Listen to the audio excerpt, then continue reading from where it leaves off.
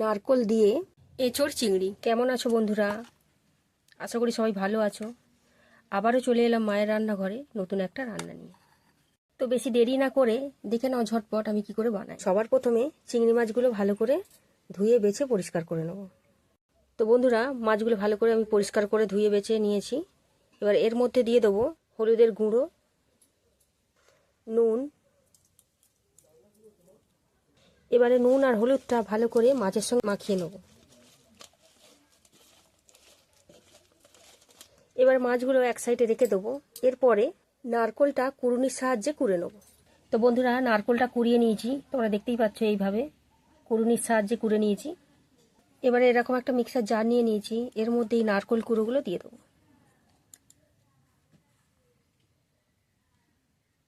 আর দিয়ে দেবো সামান্য পরিমাণ জল। এটা এবারে একটা পেস্ট বানিয়ে নেব। তো বন্ধুরা, তোমরা দেখতেই পাচ্ছ এইভাবে আমি বেটে নিয়েছি মিক্সারে। এইভাবে প্রেসারের মধ্যে আমি এঁচড়গুলো সব দিয়ে দিয়েছি। দিয়ে দেবো পরিমাণ মতন জল।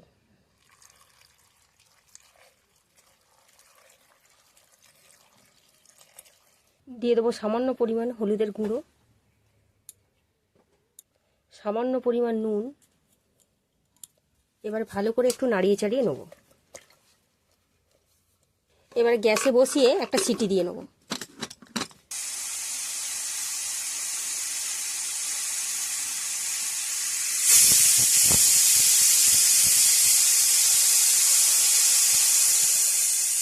একটা সিটি হয়ে গেছে, এবারে নামিয়ে সাইডে রেখে দেবো।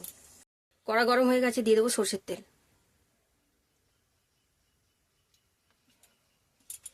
তেলটা ভালোভাবে গরম হয়ে গেছে, এবারে নুন হলুদ মাখানো মাছটা ভেজে নেব।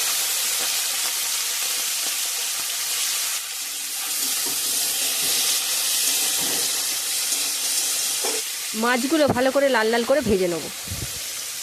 মাছগুলো লাল লাল করে ভাজা হয়ে গেছে, এবারে কড়া থেকে মাছগুলো নামিয়ে নেব। ওই একই কড়ায় আবারও দিয়ে দেবো আর একটু সরষের তেল। তেল গরম হয়ে গেছে, দিয়ে দেবো কেটে রাখা আলু। আলুগুলোকেও লাল লাল করে ভাজা ভাজা করে নেব। আলুগুলোও লাল লাল করে ভাজা হয়ে গেছে, এবারে আলুগুলো নামিয়ে নেব।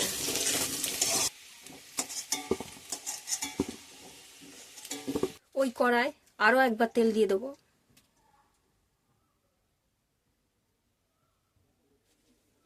ফোড়নে নিয়ে নিয়েছি দুটো তেজপাতা, দুটো ডালচিনি, দুটো এলাচ আর দুটো লবঙ্গ। এলাচটা আমি ফাটিয়ে নিয়েছি। এবারে এর মধ্যে দিয়ে দেবো কেটে রাখা পেঁয়াজ, স্বাদ অনুযায়ী নুন।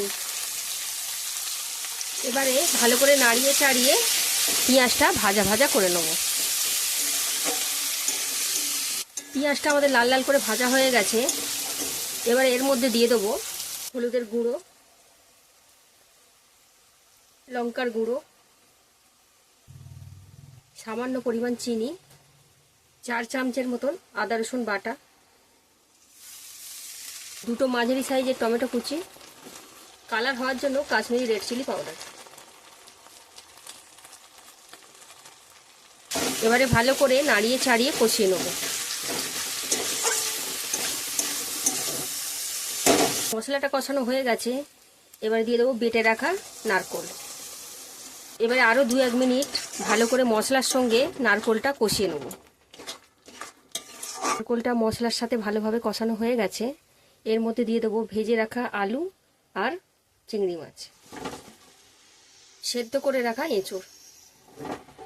এবারে মশলার সাথে 2-1 মিনিট আরও নাড়াচাড়া করে কষিয়ে নেব।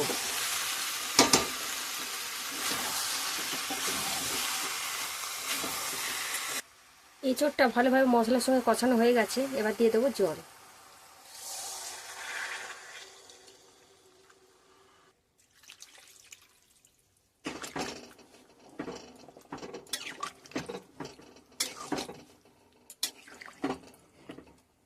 এবারে ভালোভাবে নাড়িয়ে চাড়িয়ে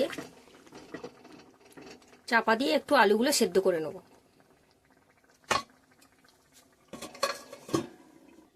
চাপাটা খুলে একবার দেখে নেবো সেদ্ধ হয়েছে কিনা।